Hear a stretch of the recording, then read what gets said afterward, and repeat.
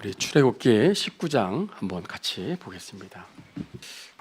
출애굽기 19장 1절에서 6절까지 한 목소리로 또 앞에 또 우리 성경 구절 띄웠습니다. 보시면서 같이 읽도록 하겠습니다. 시작. 이스라엘 자손이 애굽 땅을 떠난 지 3개월이 되던 날 그들이 시내 광야에 이르니라. 그들이 르비딤을 떠나 시내 광야에 이르러 그 광야에 장막을 치되 이스라엘이 거기 산 앞에 장막을 치니라. 모세가 하나님 앞에 올라가니 여호와께서 산에서 그를 불러 말씀하시되 너희 같이 야곱의 집에 말하고 이스라엘 자손들에게 말하라.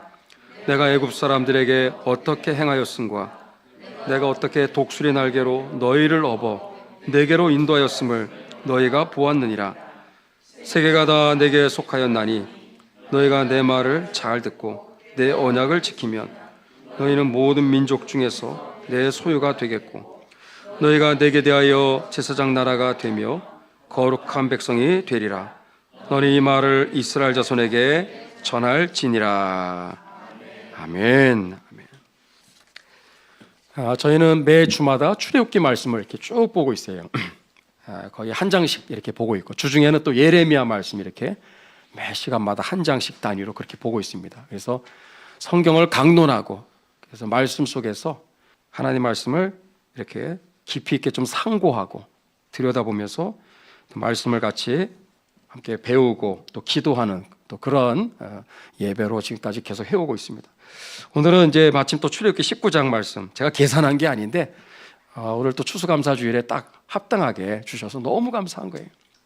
출애굽기는요 1장에서 40장까지 있잖아요. 두 부분으로 나눕니다. 두 부분. 1장에서 18장까지 이 부분은 전반부는 출애굽 이후에 마라의 쓴물을 지나서 신광야, 르비딤 이렇게 해서 시내산에 도착하기까지의 그 과정이 1장에서 18장까지 이야기예요. 거기에 보면 우리 대표적으로 홍해를 건너는 이제 14장의 이야기가 나오죠. 출애굽기의 목적이 출애굽만이 다라고 한다면 출애굽기는요 19장까지 올 필요가 없어요. 14장으로 끝입니다. 끝. 홍해를 건너는 걸로 이제 출애굽은 끝나는 거거든요. 그게 목적이라고 한다면. 근데 뒷부분이 더 많아요. 분량이 19장에서 40장까지 있어요. 지금까지 온 거는요 시작에 불과한 겁니다. 그러니까 이제부터가 진짜 시작이라는 거를 지금 보여주는 거예요. 분량만 봐도. 후반부는 뭐냐면 지금까지 이집트를 탈출해서 이 시내산까지 오는 과정, 이 과정은 시작에 불과하고 이제부터가 진짜 이스라엘 백성들이 이제 새롭게 탄생하는 건국의 역사, 건국의 역사가 이제 여기서 나오는 거예요. 그래서 이스라엘의 진정한 건국의 역사는 홍해를 건널 때가 아니라 홍해를 건너서 3개월이 지난 뒤에 시내산에 도착합니다. 정확히 3개월이 지났을 때. 그리고 시내산에서 1년을 머물러 1년을.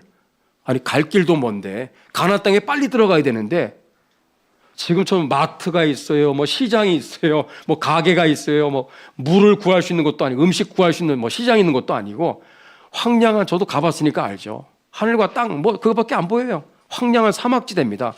그 시내산 자락 밑에서 1년을 머물면서 거기에서 시간을 다 보낸 거예요. 도대체 거기서 무엇을 했길래? 크게 두 가지가 있었죠. 하나는 하나님의 말씀인 율법을 받는 그러한 시간이 거기에 이제 1년 동안에 걸쳐서 진행이 됩니다. 계속해서 하나님의 말씀을 통해서. 그러니까 전교인 수련회다 이렇게 보시면 돼. 전교인 부흥회, 전교인 컨퍼런스. 그래서 가나안 땅에 들어가는 게 이게 목적이 아니라 이스라엘 백성으로서의 정체성.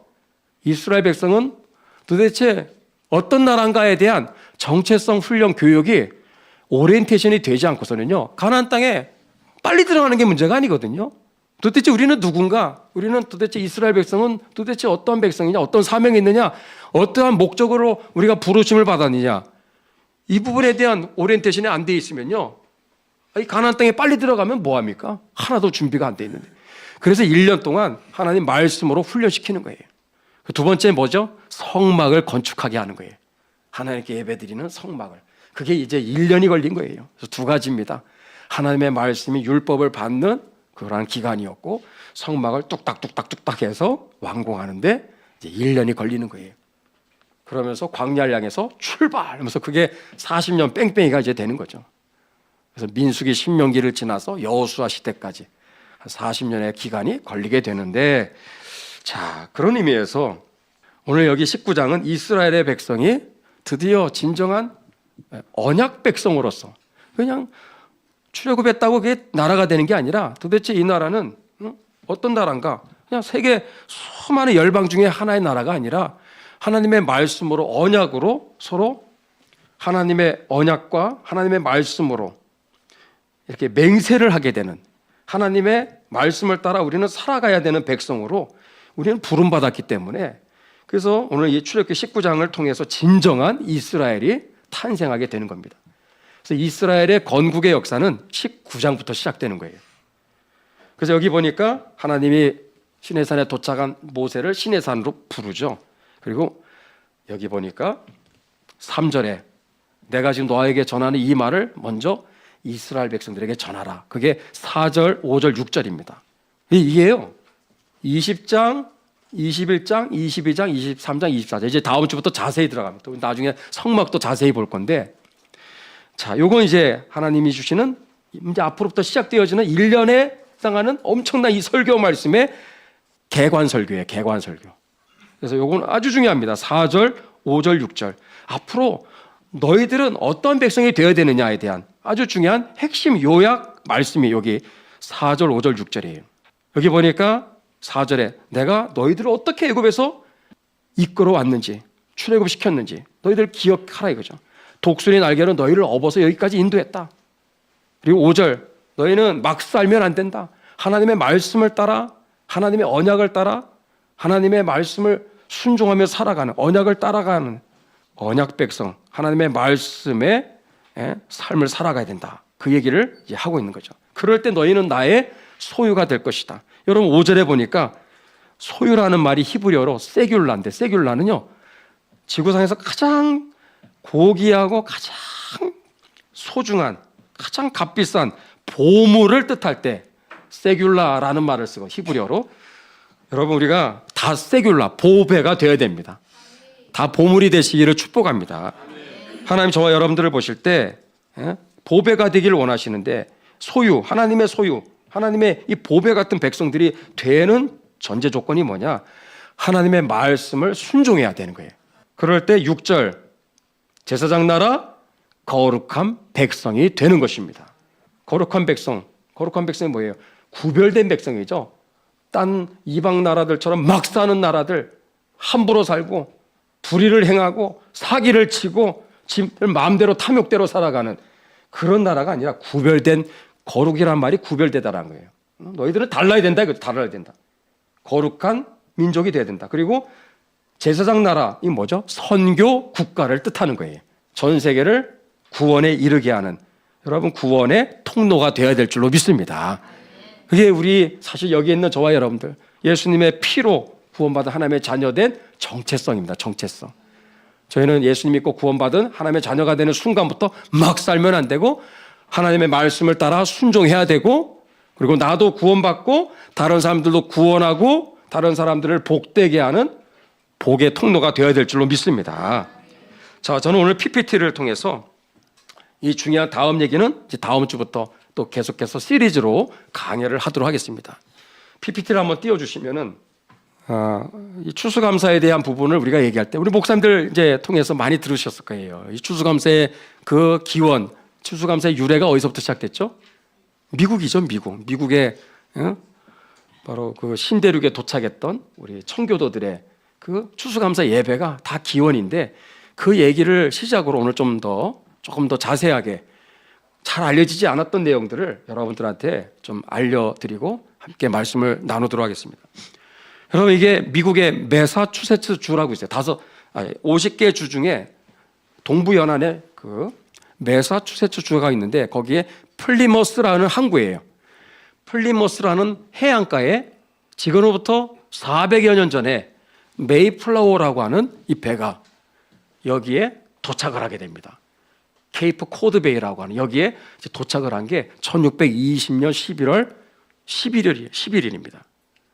메이플라워가 여기 도착을 했을 때, 자, 이게 당시에 그 배에 이제 복원한 형태의 사진을 여러분이 보고 있는데, 요 메이플라워호는요, 여러분 이게 1955년에 복원이 된 배인 거 아세요? 우리 6.25 전쟁 끝났을 때.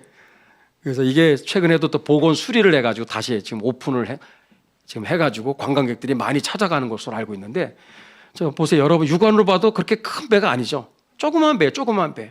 이 조그만 배가 대서양 망망대를 헤치고 그 위험한 항해를 뚫고 여기에 도착을 한 거예요. 며칠 만에? 66일 만에. 이 배에 여러분 당시 크기나 무게를 한번 따져볼까요? 무게 180톤. 정말 조그만 배입니다. 조그만 배. 길이는 27m밖에 안 돼요. 뭐 이런 건 파도 조금만 쳐도 뭐 휘청휘청 하는 거예요. 침몰할 수도 있는 겁니다. 실제로 이 당시에 침몰을 많이 했죠. 대서양 바다에 빠져 있는 배들이 어마무시합니다. 목숨을 걸고 탈출한 거예요. 탈출한 거예요. 1620년 9월 16일에 이 배가 출항할 때 몇 명이 탔죠? 102명이 탔어요. 102명.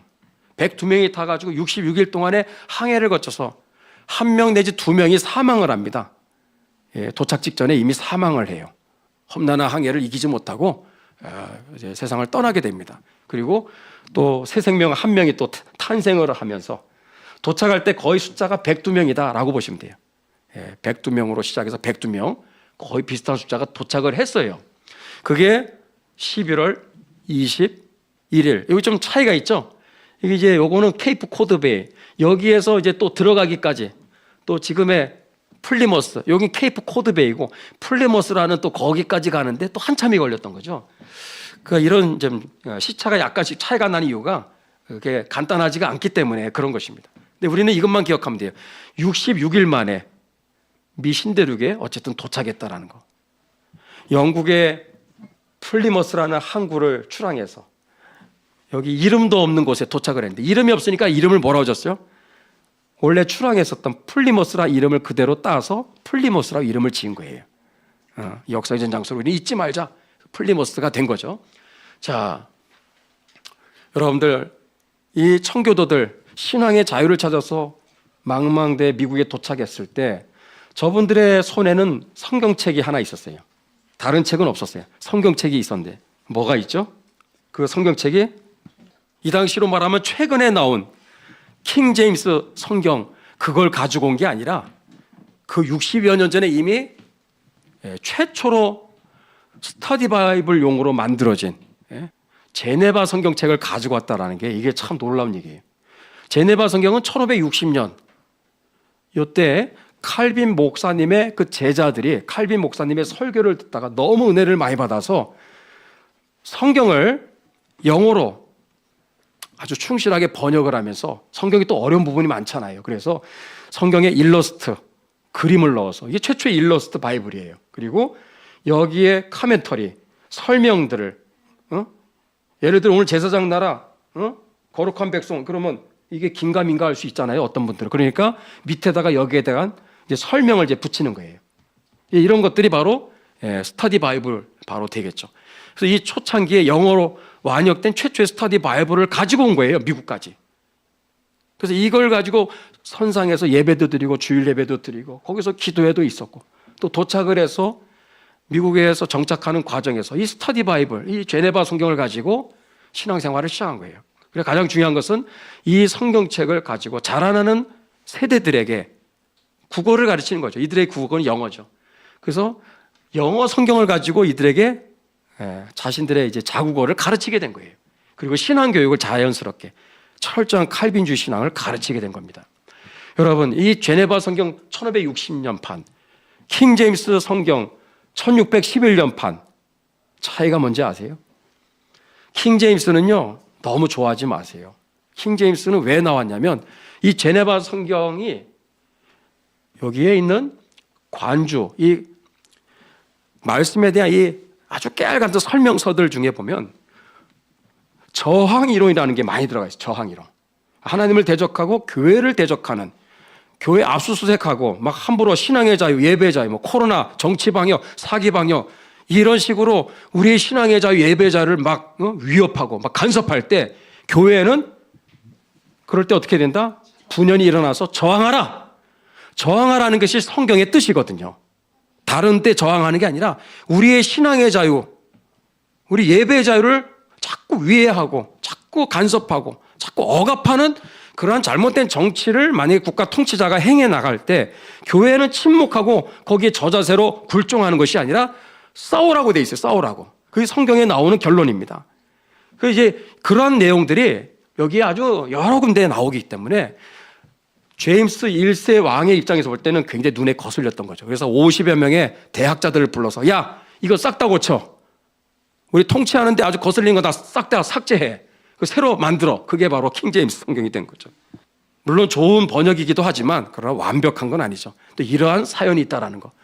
이들이 여기에 가지고 온 성경은 바로 이 제네바 성경이었다는 거. 이게 굉장히 미국의 자유민주주의 건국 과정에서 굉장히 중요한, 여러분, 그게 뿌리입니다, 뿌리. 그래서 독립선언서에 보면 독립선언서에 천부 인권, 하나님, 창조주 하나님 아버지께서 인간들에게 주신 누구도 빼앗을 수 없는 생명과 자유와 재산에 대한 이 소중한 인권, 이것은 누구도 이것은 뺏을 수 없다. 만약에 국가 권력자가 정부의 관료들이, 위정자들이, 정치인들이, 그리고 통치자가, 대통령이 자기의 본분이 국민들의 생명과 재산과 그리고 그 소중한 자유를 보호하는 것이 목적인데 거기에 어긋난 오히려 생명과 자유와 재산을 자꾸 규제하고 억압하고 통제하고 자꾸 박해하는 잘못된 방향으로 국가 운영을 할 경우에 어떻게 될 것인가?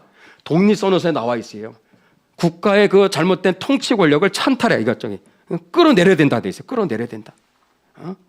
뺏어 와야 된다라고까지 그게 독립선언서에 나오는 건데 그게 다 여기에서부터 이렇게 쫙 연결되고 있는 거죠.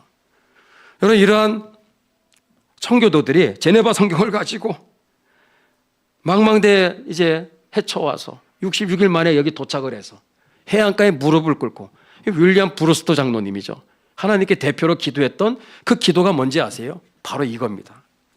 오늘 추수감사주일이죠. 우리의 추수감사랑은 좀 달라요. 여기에서 우리는 놓쳐서는 안 되는 것이 최악의 상황에서, 감사할 제목이 없는 최악의 상황에서 이들은 정착 과정에서 누구보다도 이분들은 감사를 하나님께 올려드렸다는 거예요. 이거 우리는 배워야 될 줄로 믿습니다. 감사할 수 없는 그 환경인데 하나님께 최대의 감사를 올려드린 거예요. 해안가에서 이렇게 도착했을 때 무슨 감사를 했다? 하나님, 여러 가지 감사를 드립니다. 6가지 감사했어요. 첫 번째, 180톤밖에 안 되는 작은 배지만 시속 2마일. 시속 2마일은 1시간에 3km밖에 안 가는 거거든요. 그런 느린 속도로 117일간 무사히 항해하였음을 감사드립니다. 여기 117일이죠. 영국에서 출항을 할 때 바로 대서양을 바로 곧장 출항한 게 아니라 출항하다가 정박을 하나하나씩 하는데 이 배에 문제가 있으니까 자꾸 수리도 하고 또 수리도 하고, 그 영국을 빠져나오는데도 한참 시간이 걸린 거예요. 그리고 이제 대서양을 이제 향해서 출항하면서 도착할 때까지가 순수하게 66일이었죠. 그러니까 다 따져보니까 4개월입니다. 4개월. 여러분, 이 좁아 터진 배 안에서 4개월을 숨죽이면서 지금까지 도착할 때까지 이들은 이렇게 온 거예요. 왜? 신앙의 자유 하나, 그거 빼앗기지 않기 위해서. 그러면서 이게 첫 번째로 드린 거죠. 두 번째, 항해 중에 2명이 죽었지만 한 생명이 배에서 태어난 것을 감사드립니다. 셋째로, 폭풍으로 큰 돛이 부러져 못 쓰게 되었지만 모두 무사하게 된 것을 감사드립니다. 이게 큰 사건이었죠. 돛이 부러졌으면 그 큰일 나는 거예요. 배가 안 나가죠, 그러면. 그런데도 하나님이 지켜주셨다라는 거. 넷째로, 큰 파도로 여자들이 바다에 빠진 적이 있습니다. 2번 있었습니다. 모두 무사하게 구출된 것을 감사드립니다. 5번째, 신대륙에 도착한 후에 인디언들이 막 도착할 때 막 얼마나 위협을 하는지 그냥 해안가에 도착하면서부터 하여튼 플리머스에 또 여기에 이르는 그 과정에서도, 플리머스에서 정착하는 과정에서도 인디언들의 위협이 수시로 계속되니까 굉장히 어려움을 많이 겪었죠. 그걸 얘기하는 거예요. 한 달 만에 플리머스에 안착하게 된 것을 감사드립니다. 6째로, 3개월 동안 항해하면서 고향으로 돌아가겠다는 사람이 한 명도 없었음을 감사드립니다. 와, 대단합니다. 오늘 이스라엘 백성들 보세요. 아니 출애굽한 지가 언젠데 출애굽하자마자 나 다시 애굽으로 갈래. 얼마나 그냥 불평불만을 쏟아냅니까? 이들은 그러지 않았다라는 거예요. 이 감사를 해안가에서 무릎을 꿇고 하나님께 드렸다라는 거죠. 그리고 여러분 11월 11일 날 도착했죠. 그리고 여러분 12월, 1월, 2월 얼마나 추운 극심한 겨울이었겠어요. 동부연안에 그것도 북쪽지대에 있으니까 우리가 느끼는 이러한 추위랑 또 다릅니다. 살을 에이는 듯한 추위예요. 그 추위가 지나는 가운데 배고픔까지 겹쳐져 가지고 몇 명이 사망했어요? 3개월 만에 50여 명이 사망했습니다. 절반이 세상을 떠난 거예요. 감사할 수 있습니까? 감사가 나옵니까? 근데 이들은 그럼에도 불구하고 하나님께 끊임없이 감사를 했다라는 거예요. 이들은 왜 이렇게 비싼 대가를 치르면서 망망대해를 건너서 여기까지 또 왔는데 세상의 절반 이상이 사망을 하는 이러한 참 큰 슬픔을 겪으면서까지도 이들은 다시 영국으로 돌아갈 생각을 추호도 하지 않았어요. 왜 그렇죠? 그들이 여기에 온 이유가 뭐예요? 신앙의 자유, 이것 때문에 이거를 다시 한번 쟁취하기 위해서 비싼 값을 치르고 여기까지 온 거예요. 그래서 우리는 추수감사를 얘기할 때 그 배경을 참 이게 많이 얘기를 목사님들이 해주시면 좋은데 이 부분은 많이 여러분도 처음 듣는 분이 많을 거예요. 여러분 왜 청교도들이 영국에서 정든 그 국가를 고향을 떠나서 대서양을 떠나서 이렇게 탈출을 했을까? 왜 신대륙으로 이렇게 멀리 떠날 수밖에 없었을까? 영국에서 어떤 일이 있었다? 영국에서 신앙의 박해가 언제부터 이제 본격화되냐면 아까 말씀드린 제임스 1세의 그 통치 기간 동안 개신교회에 대한 특히 장로교회에 대한 말살 정책이 아주 굉장히 집중적으로 이제 전개가 됩니다. 특별히 뭐가 문제냐면 여러분 이걸 우리는 배워야 돼요. 개신교회를 말살한다고 뭐 대놓고 말살한 게 아니라 제임스 1세 때는요 딱 한 가지, 거의 한 가지입니다. 한 가지. 성찬식을 할 때 이건 지난 여름에 영국 런던에 가면요 국교회 앵글리칸 처치 국교회는 다 이렇게 공통점이 앞에 이렇게 강대상 앞에 요런 친구 아무것도 없죠. 펜스가 여긴 펜스가 쳐져 있어요. 펜스 밑에 뭐가 있죠? 방석 있죠. 왜 방석 있죠? 성찬식을 할 때 무릎 꿇으라 이거예요. 신부가 떡을 줄 때 그냥 서서 받는 게 아니에요. 건방지게 무례하게 무슨 이 떡이 어떤 떡인데 이 사람들은 카톨릭의 이 화채설 교리를 그대로 받아들이고 있습니다. 이 국교회는 개신교와 카톨릭의 뭐 중간 짬뽕 이렇게 해서 막 뒤섞여 있잖아요. 저는 개신교회를 보지 않습니다. 국교회는 카톨릭입니다. 똑같아요. 그걸 어디서 알 수 있느냐? 성찬식에 있어서 꼭 가장 중요한 게 뭐냐? 무릎을 꿇게 돼 있어요. 떡을 받을 때. 그리고 포도주는 주지 않습니다. 성경에는 이종배찬, 떡과 포도주 잔을 주게 돼 있어요. 카톨릭은 포도주 잔을 안 줍니다. 이게 옛날부터 그렇게 왔어요. 그거 하나 받는데도 떡 받는데도 무릎을 꿇고 받아요. 왜? 신부가 이거를 축성이라고 그러죠. 막 축복기도 하고 나눠줄 때 그 떡이 아니라 빵이 아니라 진짜 예수님의 몸이 된다라고 그렇게 만들었어요. 교리를. 성경에 그런 게 어디 있습니까? 그런 말도 안 되는 비성경적인 그러한 잘못된 교리를 만들어서 이렇게 오랜 세월 지금까지 성찬식 할 때 무릎을 꿇게 했다라는 거죠. 이거를 개신교에 강요한 인간이 누구냐? 제임스 1세예요. 이거 하나 우리는 절대 수용할 수 없다. 우리의 신앙의 자유를 당신이 뭔데 이래라 저래라 간섭하느냐? 우리는 진정한 장로교 예배를 원한다. 장로교 예배라고 그랬어요. 장로교 예배. 우리는 성경적인 개혁교회 예배를 원하지 천주교의 잔재가 있는 예배는 우리는 하나일지라도 받아들일 수 없다. 이거 반대하려고 결국은 탈출한 겁니다. 그냥 다른 이유도 있지만은 이것 때문에 많은 사람들이 순교를 하게 되죠. 여러분 그렇게 해서 이 신앙의 자유를 위해서 미국까지 왔어요. 50명 이상이 사망을 했어. 겨울이 지났죠. 3월, 4월, 5월 1621년 그해 봄에 이제 먹을 것이 없으니까 농사를 지을 거 아니에요. 이런 언덕이나 산에 올라가서 밀과 보리 농사를 지으려고 시도를 했으나 다 실패해요. 큰일 났어요. 밀과 보리 농사 이게 안 되는 거예요. 뭐 이분들은 농사를 제대로 접은 기술자들이 아니니까, 전문가가 아니니까. 그래서 쫄딱쫄딱 굶고 있는 때 누가 나타나냐? 그 완파 노아그라고 하는 완파 노아그. 인디안들이라고 다 우리를 위협한 게 아니라 그 중에 참 선한 사마리아인 같은 완파 노아그 같은 그런 인디안 그 부족들이 와가지고 도와줄게. 당신들 참 배고픈 거 우리가 참 도와줄 테니까 이렇게 하라. 그래서 옥수수 재배법 이런 것들을 가르쳐주고 물고기 잡는 법도 가르쳐주고 이렇게 해서 생존에 있어서 필수 이 모든 기술들을 인디안들이 도와준 거예요. 그러면서 삶이 좀 나아지기 시작했죠. 그러면서 신대륙에 도착한 지 1년이 지난 11월 29일이 되었을 때 이날이 목요일입니다. 주일이 아니라 최초의 추수감사는요 주일날 드린 게 아니라 목요일날 드렸어요. 그래서 인디안들 완파 노아그 그 부족들을 초청해서 너무 고맙잖아요. 그래서 같이 잔치를 벌인 거예요. 하나님께 예배를 드리고 너무 고맙고 감사하니까 그분들을 초청해서 그럴 때 그 예배 중에 하나님께 드린 감사가 바로 이겁니다. 하나님 여러 가지를 뭐죠? 여기 뭐라고 돼 있죠? 위대하신 하늘아버지께 옥수수와 밀, 완두콩, 땅콩, 호박 등 많은 채소를 풍부하게 거두게 하셨고 숲에는 사냥감이 많게 하시고 바다에는 생선들로 가득하게 하셨고 인디안과 맹수 위험에서 우리를 지켜주시며 각종 질병에서 구해주셨고 박해받지 않고 우리의 양심에 따라 이게 중요한 거예요. 뭐죠? 우리의 양심에 따라 자유롭게 하나님께 예배하게 하셨습니다. 이 가장 감사의 최고 정점이 바로 이 부분이에요. 이 중간에 우리의 양심에 따라 여러분 여기에 여러분 누가 억지로 끌고 오지 않았어요. 여러분이 스스로 자원해서 나온 줄로 믿습니다. 여러분 이게 축복이에요. 내가 내벌레 여기 와가 2층까지 왔어.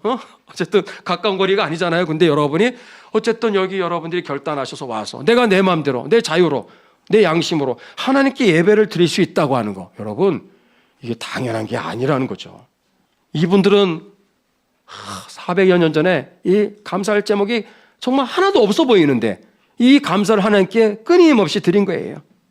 정말 이렇게 누구 간섭받지 않고 왕이 이래저래 정말 간섭받지 않으면서 자유롭게 예배드릴 그 세상을 꿈꾸었는데 정말 여기 와서 그 예배를 드리고 있으니 그게 너무 감격스러운 거예요.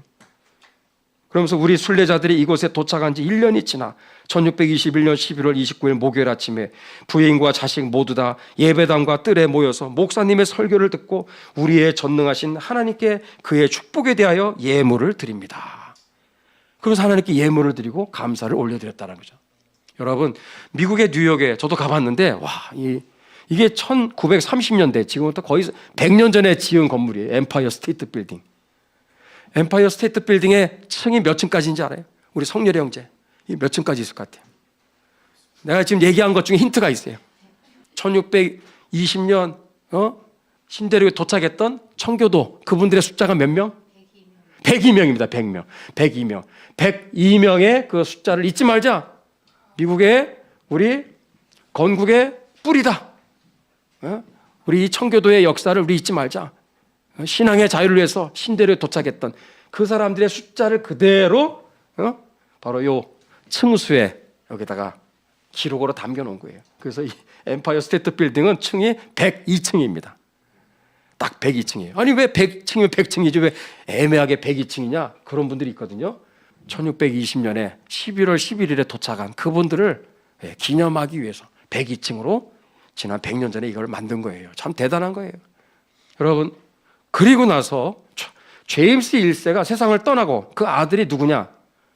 얼굴도 보니까 아주 얍삽하게 생겼죠. 생긴 것도 아주 그냥 기분 나쁘게 생긴. 실제로 이 찰스 1세는요, 지 애비보다도 100배 이상 악한 놈이야. 더 못된 놈이야.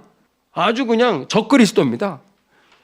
이 찰스 1세 때 영국과 특히 스코틀랜드의 그 개신교도들을 아예 뿌리를 뽑기 위해서 아주 그냥 인간이 할 수 있는 못된 짓은 다 했어, 이 사람이. 이 찰스 1세 때 하도 못 살게 구니까 아유, 더 이상 여기 못 있겠다 그래서 대대적으로 이제 탈출 러시가 시작된 겁니다. 그래서 제임스 1세 때는 극소수만 이제 몇 명 탈출한 게 다인데 요 찰스 1세가 왕이 되고 나서부터는 아예 그냥 이 사람은 브레이크도 없어. 대놓고 그냥 꼭 누구 닮았어? 막 나가는 거야. 그냥 교회를 얼마나 그냥 대놓고 핍박하는지. 그래서 영국과 특히 스코틀랜드가 눈에 가시 같은 거기가 진짜 철두철미한 그러한 칼빈주의자들이거든요. 다 뿌리 뽑기 위해서 누구를 그냥 앞장 세워서 앞잡이로 허수아비로 세웠냐면 윌리엄 로드가 우리 해방 이후에 북한의 2,000여 교회를 다 그냥 초토화시킨 다 뿌리를 뽑은 강량욱과 같은 영국의 강량욱이 누구냐? 윌리엄 로드입니다. 이 인간이 우리 국교 예배 성찬식에 무릎 꿇는 거 계속 저항하고 계속 불복종하는 그러한 목사님들을 끌어다가 고문을 하고 특히 아주 못돼 먹은 게 뭐냐면 목사님들의 코를 잘라요. 코와 귀를 잘라요. 그냥 팔도 자르고 막 이런 식으로. 이게 뭐 고문이 아니죠. 그래서 고문 받다가 그냥 세상 떠나신 분들도 계시고 막 불구의 몸이 돼가지고 석방이 돼가지고 폐가 망신한 거 완전히 목회도 못 하시고 그래서 수많은 주의 종들을 끌어다가 그렇게 완전히 처참하게 고문을 하고 신체를 절단하는 이런 그 심지어 목사님들에 막 인두를 지져가지고 여기 SS 이거 당신은 선동꾼이라는 그 약자거든요. 당신은 어디가 이건 뭐 지을 수도 없잖아요.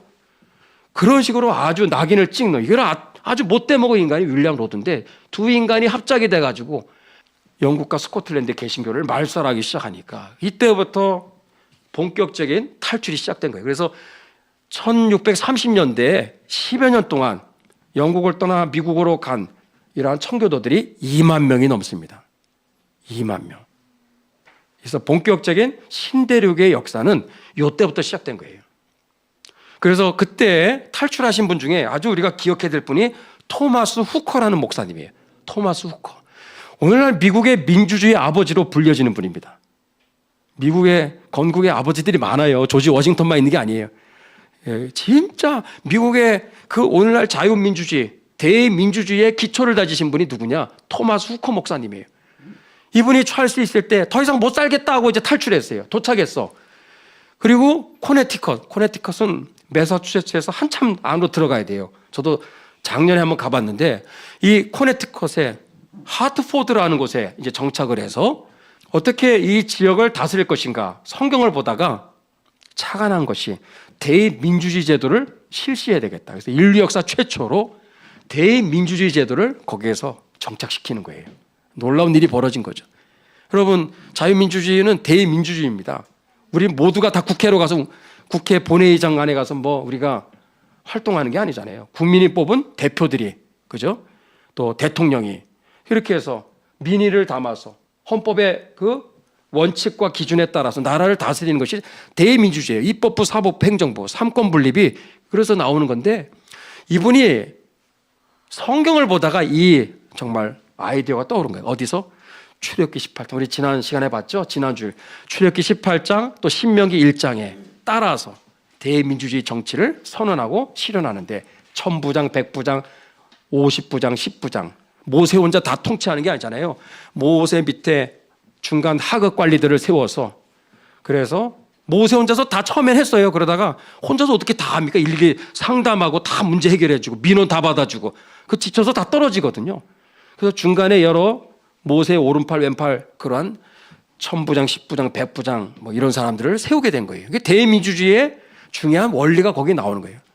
그래서 이대로 하면 되겠다 해서 그렇게 해서 코네티컷에서 자유민주주의, 대민주주의 제도를 시작했는데 그래서 오늘날 코네티컷은 헌법주라고 하는 별칭이 있어요. 미국은 50개 주마다 닉네임이 있어요. 별명이. 근데 여기 코네티컷은 특이하게도 헌법주라고 하는 그런 별명이 붙였는데 그게 토마스 후커 목사님 때문에 그래요. 최초의 성문헌법을 만들었는데 이게 나중에 미국 건국의 그 아주 중요한 토대가 됩니다.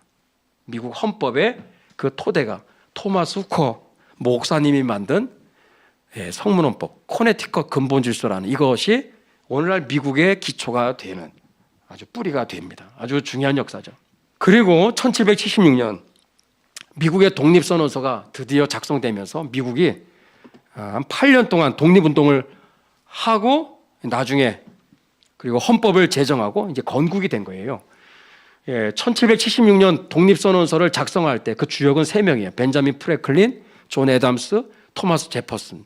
3사람이 여기 오른쪽에 있는 저도 작년에 미국 갈 때 워싱턴 DC에 그 스미소니언 국립박물관에 있어요. 정말 부럽더라고요. 너무 잘 해놨어요. 거기에 방탄 유리에 여러 이제 원본 자료를 거기다 가둬놓고 들어가는 입구는요 이런 빛이 아니에요. 들어갈 때부터 빛이 침침해. 왜 이렇게 어둡게 했지 했더니 훼손될까봐. 훼손되면 안 되니까. 그래서 하여튼 국보 1호가 독립선언서입니다. 제가 말씀드린 대로 여기에는 천부의 인권, 하나님이 모든 인간들에게 하늘 아래 다 평등한 인간으로 창조하셨는데 생명과 자유와 재산, 하나님께서 다 이러한 다 천부의 인권을 주셨는데 이거는 너무나 소중한 것이기 때문에 이것을 지키라고 정부가 있는 것이다. 국가가 있는 것이다.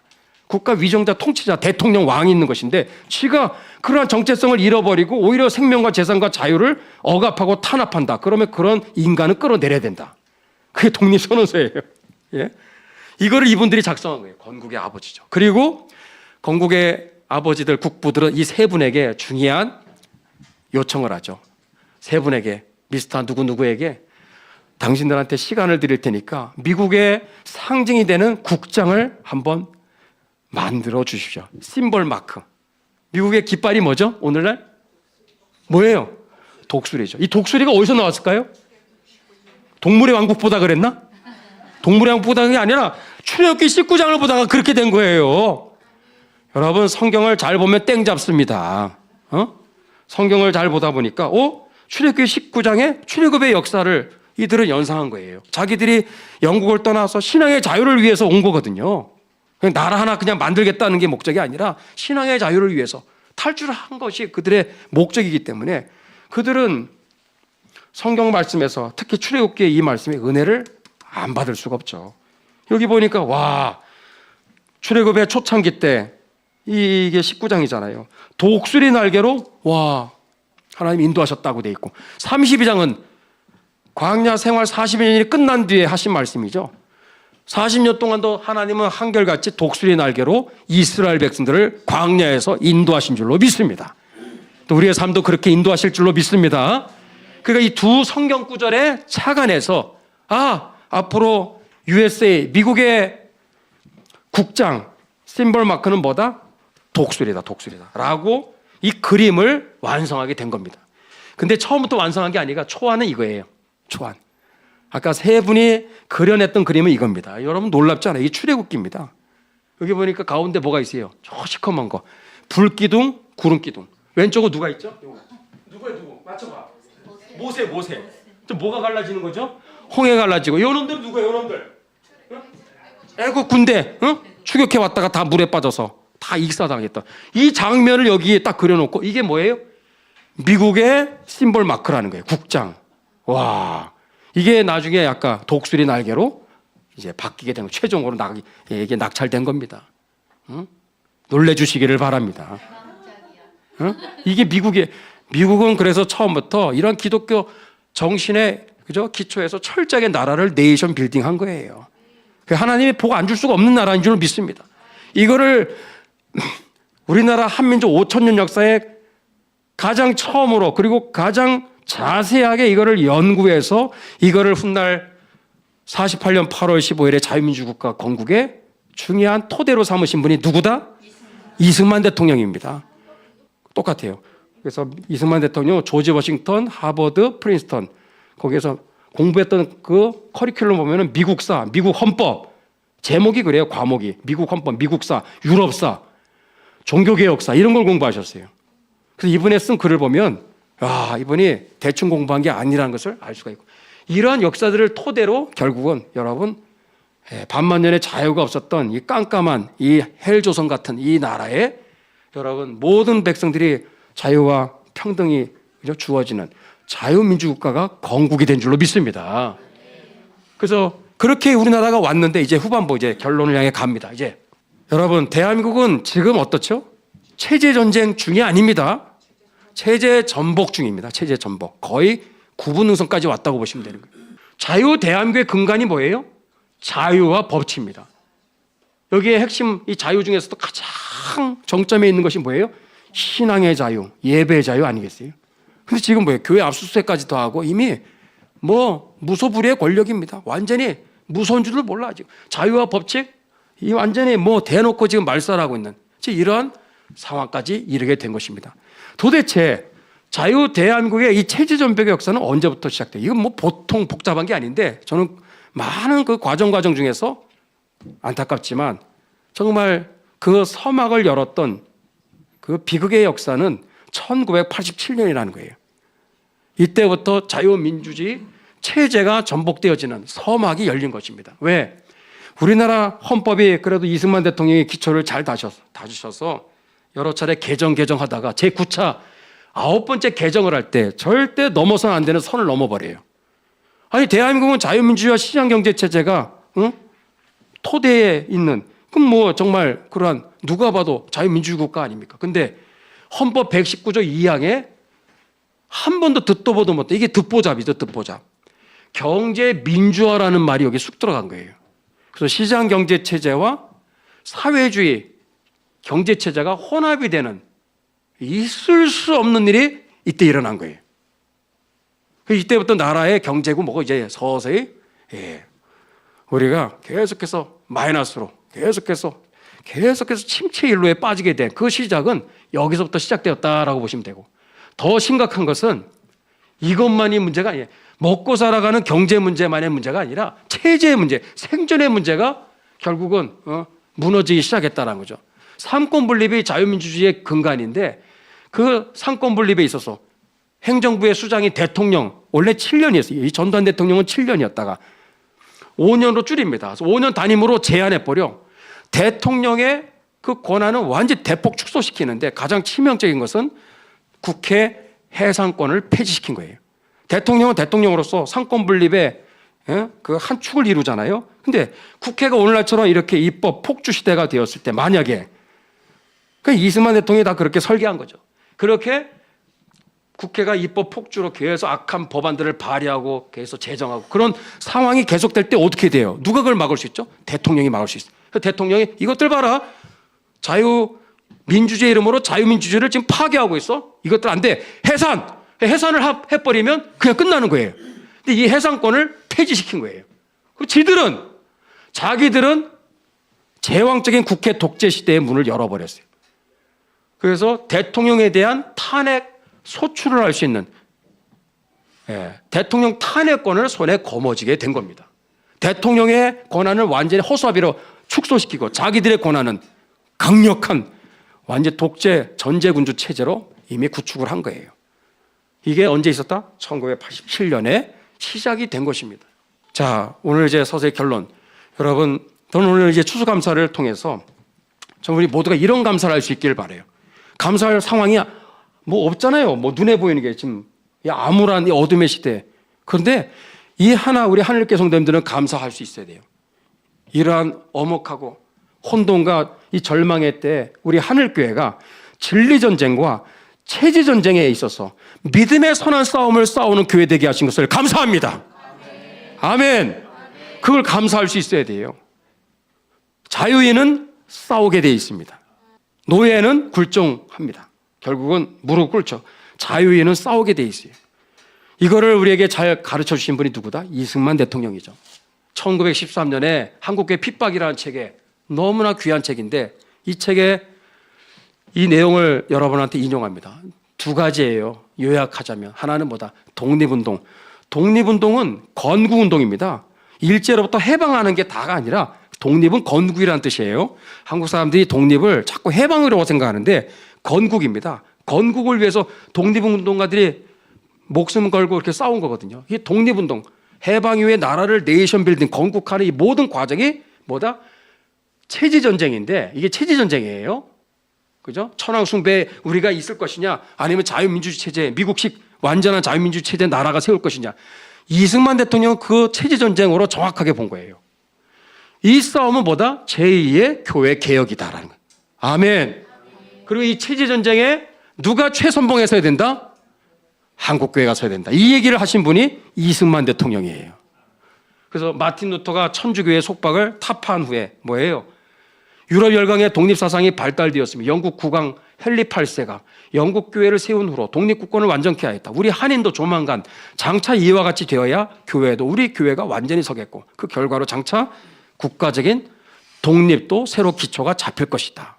이 얘기가 이 얘기입니다.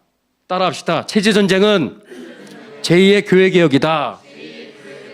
체제전쟁의 기초는 한국교회다. 하늘교회고 저와 여러분 자신이 되는 줄로 믿습니다. 그래서 이 책의 아주 중요한 결론은 뭐냐? 성경 말씀과 한국교회는, 하늘교회는 내가 섬기는 교회는 뭐다? 전체주의와 독재 체제를 무너뜨리는 힘입니다. 힘. 아멘. 루터의 교회개혁 얘기를 하잖아요. 이게 결국엔 교회개혁만 한 게 아니라 영국, 프랑스, 미국 정말 정치 대혁명이 일어나서 그동안 봉건제 체제에 있었던 이 시스템을 완전히 붕괴시켜서 근대 자유민주주의 체제에 태동을 가져오는 뜻밖의 열매가 찾아온 거예요. 교회를 개혁하겠다고 나섰는데 그럼 나라 전체가 자유민주주의가 서서히 태동하게 되는 결과로 이어졌다 이거죠. 그럴 수밖에 없는 게 성경 말씀은 뭐다? 이 루터 선생의 힘은 뭐다? 예수님의 진리로부터 비롯된 것이다. 그래서 여기 보니까 루터를 근대 문명의 시조라 칭하는 것은 정말 적당한 말인데 왜? 루터 선생의 힘은 예수님의 진리로부터 비롯된 것이다. 이 말이 이 얘기입니다. 한번 저를 따라하세요. 성경 말씀과 한국 교회는 독재 체제를 무너뜨리는 힘이다. 힘입니다. 그래서 애국운동화 저도 뭐 여러 단체에 관련돼 있지만은 이것은 단순히 애국심으로 하는 게 아니라 하나님의 말씀이 그렇게 얘기하고 있기 때문에 우리는 싸울 수밖에 없는 거예요. 여러분 진리전쟁과 체제전쟁이 지금 같이 벌어지고 있어요. 한국교회 6만 5천여 교회인데 진리전쟁, WCC, WEA 이것만 봐도 보통 문제가 아닌데 이거 침묵하는 교회가 대다수입니다. 근데 이거 하는 교회도 체제전쟁은 잘 얘기 안 해요. 근데 체제전쟁을 하는 교회 극소수죠. 체제전쟁을 얘기하는 교회가 진리전쟁을 또 얘기하느냐 거의 찾아보기가 쉽지 않습니다. 근데 우리 하늘교회는 뭐죠? 진리전쟁과 체제전쟁을 지금 같이 수행하고 있는 거예요. 소리 소문 없이. 그러면서 아주 집요하게 지금까지 해오고 있는 겁니다. 여러분 감사할 수 있기를 축복합니다. 저는 마지막입니다. 한 사람을 소개하고 이제 말씀을 맺도록 하겠습니다. 1911년 12월 17일 예수 그리스도와 사회적인 운동, 이제 공산주의 혁명 운동에 대한 이 제목으로 스위스에서 어느 조그만 시골 마을에 노동자들을 앉혀놓고 특강을 이제 하게 되는 그런 모임이 있었어요. 누가 이런 공산주의 특강을 한지 아십니까? 칼 바르트라는 목사예요. 칼 바르트가 스위스의 자펜빌이라는 그 시골에서 이 특강을 했다가 빨갱이 목사로 결국은 소문이 나기 시작한 거예요. 칼 바르트는 오늘날 장로의 신학교나 뭐 오늘날 어느 신학교 할 것 없이 모든 신학교에 사실상 굉장히 중요한 신학의 바탕으로 이미 신학계를 점령한 사람입니다. 이 사람은 젊었을 때부터 빨갱이 목사였어요. 공산주의 사상이 다분히 있었죠. 이거를 죽을 때까지 떨치지 않았던 거죠. 그래서 칼바르트 신학에 물이 든 사람들은 절대로 반공을 얘기하지 않습니다. 반공을 정죄시하죠. 여러분 반공을 정죄시하는 사람은 절대 여러분 가까이 하면 안 됩니다. 이 시대의 거짓 선지자입니다. 하나님이 없다고 하는 무신론, 여러분 하나님이 없다고 하는 공산주의는 단순한 사상이 아니라 적그리스도인 줄로 믿으시기를 바랍니다. 우리가 예수님의 이름으로 정말 물리쳐야 될 적그리스도예요. 이 시대의 영적 전쟁의 주적입니다. 이 사람은 분명히 계세요. 1848년. 여러분 볼세비키 아직 공산혁명이 있기도 전이야. 근데 이걸 부추기고 있어. 만국의 프롤레. 이게 마르크스가 한 책의 마지막에 나오는 얘기거든요. 이런 선동질을 하는.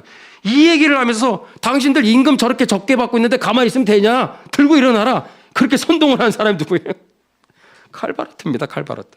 이 사람이 2차 세계대전 끝날 무렵에 두꺼운 책을 쓰는데 뭐예요? 화해의 신학이야. 화해의 신학은 뭐예요? 종교, 인종, 계급, 갈등 이런 뭐 기근의 문제, 특히 빈곤의 문제 관심이 많았죠. 그래서 전 세계가 2차 세계대전 이후에 후유증을 알았을 때 이 세계의 평화를 가져오려면 어떻게 되냐? 다 화해해야 된다 하면서 사상이고 이데올로기 뭐 이런 거 이념 따지지 말고 다 하나가 되자. 그래서 용공주의로 가게 되는 거죠. 여러분 공산주의랑 같이 가면 된다 안 된다? 안 되는 거예요. 그래서 이 칼바르트의 화해의 신학으로 인해서 교회 안에 은근슬쩍 여러분 용공주의가 들어오게 되는 겁니다. 이거 굉장히 무서운 거예요. 그래서 목사님들이요 성경 말씀 오직 성경 얘기하지만 사상이 용공주의 사상이 있는 분들이 꽤 많아요. 그러면 오직 성경 얘기를 해놓고 이 이율 배반적인 거거든요. 여러분 다 그 뿌리가 뭐야? 이 칼바르트입니다. 우리가 칼바르트의 여러분 제자가 되면 됩니까? 그래서 오늘날 진리전쟁 체제전쟁에 있는 한국교회의 가장 큰 걸림돌이 뭐냐? 사실 목사님들의 문제예요. 교회만이 유일한 지금 최후의 지금 보루인데 방파제인데 교회마저 정신을 못 차리고 이런 진리전쟁, 체제전쟁으로 나라가 이미 다 체제 전복 중인데 침묵하고 있고, 교회에서는 성경 말씀만 얘기한다고. 아니, 성경 말씀을 제대로 전해야 성경 말씀을 전한다고 얘기하는 건데 그게 아니잖아요. 또 성경 말씀을 가지고 시세를 분별하는, 정말 이 세상에서 어둠을 밝히는 믿음의 선한 싸움을 싸우는, 영적 전쟁을 싸우는 그리스도의 좋은 군사들로 세워가야 될 책임이 목사에게 있는 건데 그 얘기들을 목사님들이 그동안 하지를 못했던 거죠.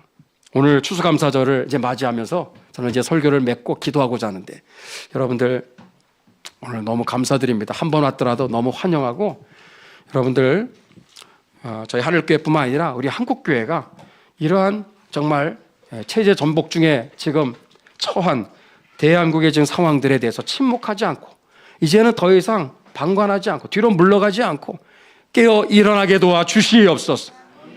최선봉에 서게 도와 주시옵소서. 저 미국이라는 나라가 저렇게 건국이 된 것이 진리전쟁과 체제전쟁의 결과입니다. 그래서 위대한 나라가 된 거예요. 지금 대한민국 그 기로에 서 있는 거죠. 우리 모두가 그런 일에, 여러분 모두가 주님 앞에 쓰임받는 귀한 일꾼들로 하나님 앞에 정말 여러분이 쓰임받기를 주님의 이름으로 축복합니다. 제가 시간 기도하겠습니다. 여러분 두 손을 들어보겠습니다. 한국교회를 위해서 대한민국을 축복하는 간절한 마음을 담아서 손을 한번 들어주세요. 제가 대표로 기도하지만 같이 사실은 기도하는 겁니다. 하나님 아버지, 이 추수감사 주일 예배 하나님 아버지 앞에 주님 오늘도 드리면서, 우리의 지금 돌아가는 이 대한민국의 상황들은 결코 눈에 보이는 상황을 볼 때 감사할 수가 없는 혼돈의 시대, 이 절망의 시대를, 어둠의 시대를 살아가고 있습니다.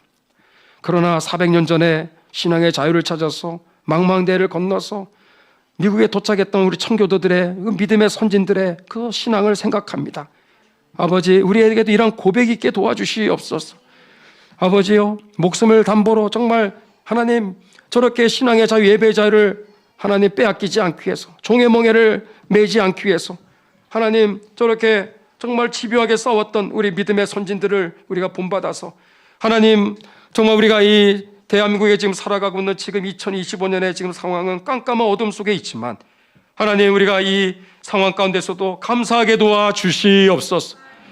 아직도 대한민국이 정말 하나님의 은혜 안에 있음을 감사하게 하여 주시옵소서. 상한 갈대를 꺾지 아니하시고 꺼져가는 등불을 하나님 끄지 아니하시는 줄로 믿습니다. 이보다도 더 아버지여 수십 배 수백 배 위기의 때, 절망의 때도 이 나라를 건주셨던 하나님 아버지, 하나님 이 나라를 긍휼히 여겨 주시옵소서. 아버지, 성경의 말씀에 있는 대로 큰 왕들을 치신 여호와께 감사라, 그 인자심이 영원하미로다. 유명한 왕들을 죽이신 이에게 감사라, 그 인자심이 영원하미로다. 아모리 인의 왕 시온을 죽이신 이에게 감사라, 그 인자심이 영원하미로다. 바산왕 옥을 죽이신 이에게 감사라, 그 인자심이 영원하미로다. 하나님 이 땅에 하나님을 대적하고 자유민주주의를 무너뜨리고 한국교회를 짓밟는 악한 통치자들에 대하여 하나님의 준엄한 심판이 속히 시행되게 도와주시옵소서. 하나님 이승만 대통령 통해서 세워진 이 자유대한민국 무너지지 아니하게 도와주시고, 다시금 아버지 기사회생하게 도와주시고, 자유통일 복음통일로 하나님 뻗어갈 수 있도록 이 나라를 축복하여 주시옵소서. 아버지, 오늘도 하나님께 우리의 삶을 다하여 감사드리는 귀한 자녀들 복을 내리워 주시고, 이 땅 가운데서 낙심치 아니하고 절망하지 아니하게 하시고, 그럼에도 불구하고 용기 잃지 아니하게 도와주시고, 한 주간 동안도 주의 은혜 안에서 승리한 우리 모두가 되게 하여 주시옵소서. 축복하오며 예수님의 이름으로 기도하옵나이다. 아멘.